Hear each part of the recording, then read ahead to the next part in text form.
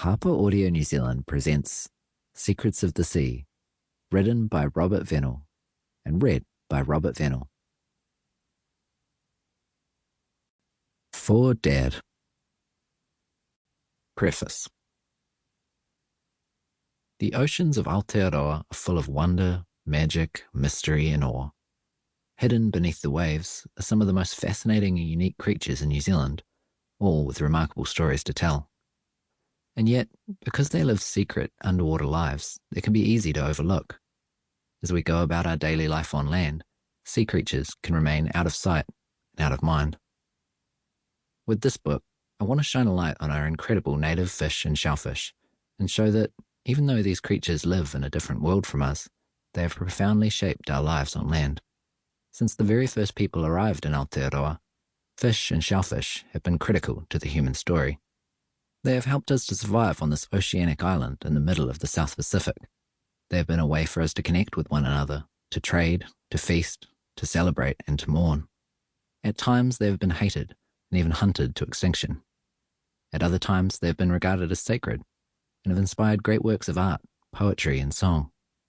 Some have languished in obscurity or been lost to time, while others have become central to a shared New Zealand identity.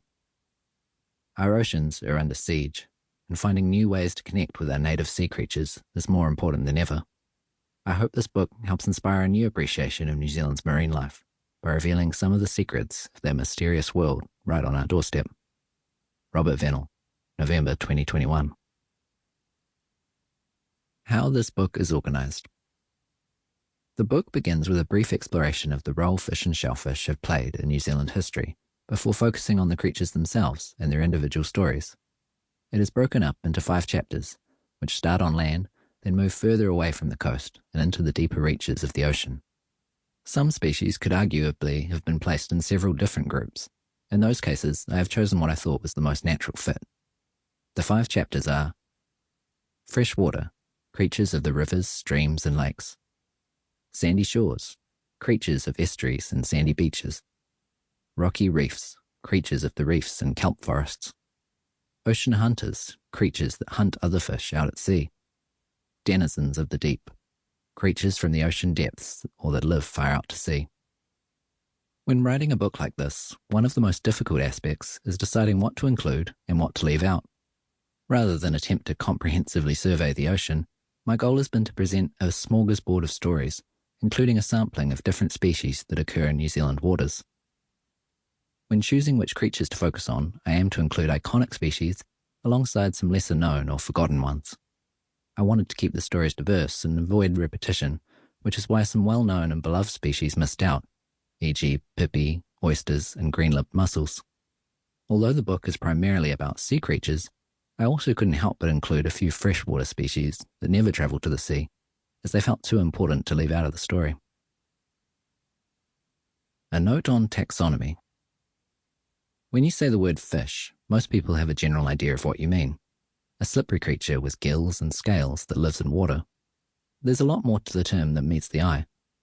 Fish are one of the largest groups of animals, with over 30,000 incredibly diverse species, more than all mammals, birds, reptiles, and amphibians put together. Within the fish, there is so much diversity that a bony fish like a snapper is more closely related to a human than it is to a shark. Then there are the marine invertebrates, which make up the overwhelming majority of animal life in the ocean. All of the basic animal body plans are represented by the marine invertebrates, including creatures as diverse as jellyfish, worms, crabs, octopuses, mussels, starfish, corals, and sponges.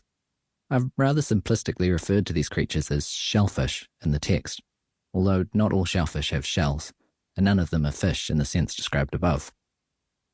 The science of taxonomy is full of these incredible revelations, but a little basic knowledge is required to understand them.